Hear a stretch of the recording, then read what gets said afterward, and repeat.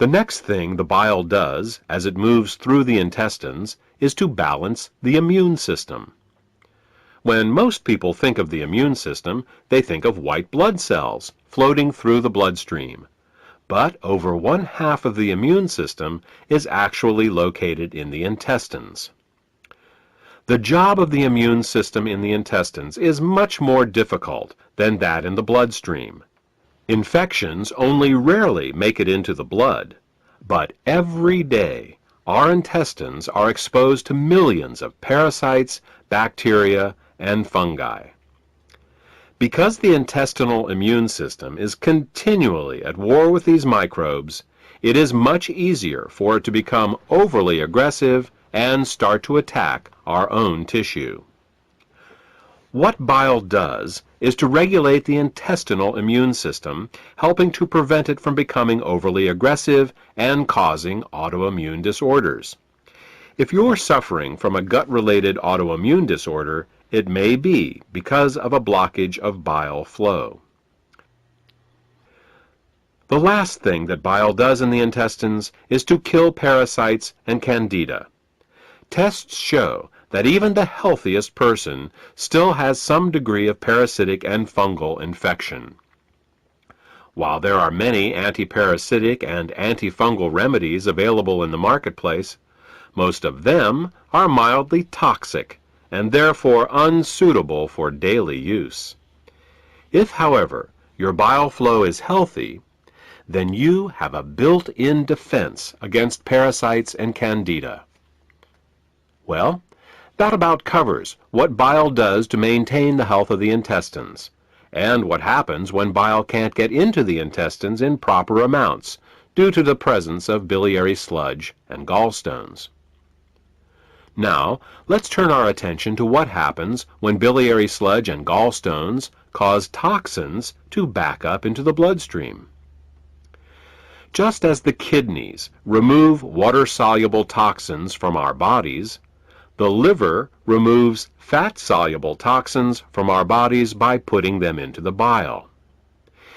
If the bile gets clogged up due to biliary sludge and/or gallstones, then the fat-soluble toxins can't get out, and they start to build up in the body. One of the first signs that bile is backing up is an increase in cholesterol. This happens because the only way cholesterol can leave the body is through the bile. Impaired bile excretion causes cholesterol levels to rise.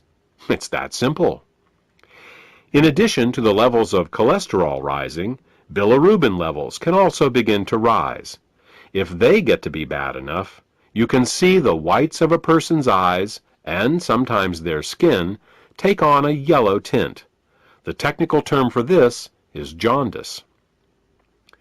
While an increase in cholesterol and bilirubin levels in the body is easy to recognize, the accumulation of other toxins is not.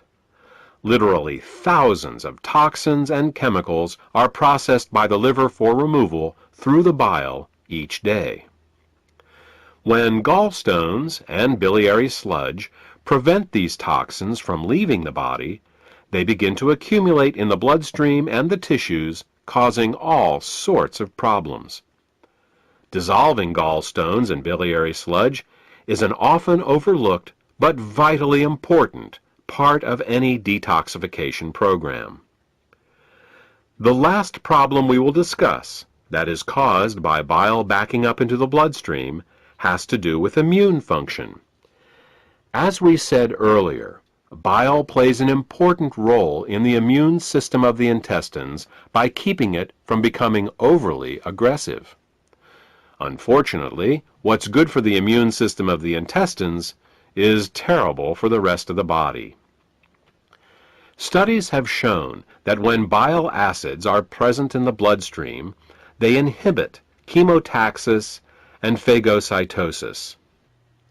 These are fancy words for how well white blood cells can locate, move towards, and swallow infectious microbes. Thus, what starts out as a beneficial immunoregulative action in the intestines becomes an immunosuppressive action in the bloodstream and the tissues. These are all effects of bile backing up in the bloodstream. The final set of problems we will discuss is how biliary sludge and gallstones can affect the neighboring organs.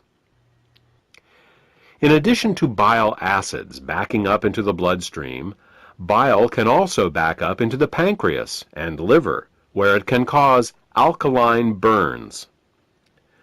This is because the liver, pancreas, and gallbladder all share the same basic plumbing, the common bile duct. There are valves that keep the bile from backing up into the liver and pancreas. If a small stone finds its way into one of these valves, the valve can get stuck in the open position. If this happens, then every time the gallbladder contracts to squeeze the bile into the small intestines, it can also squeeze the bile into the pancreas and the liver, causing caustic alkali burns and irritation.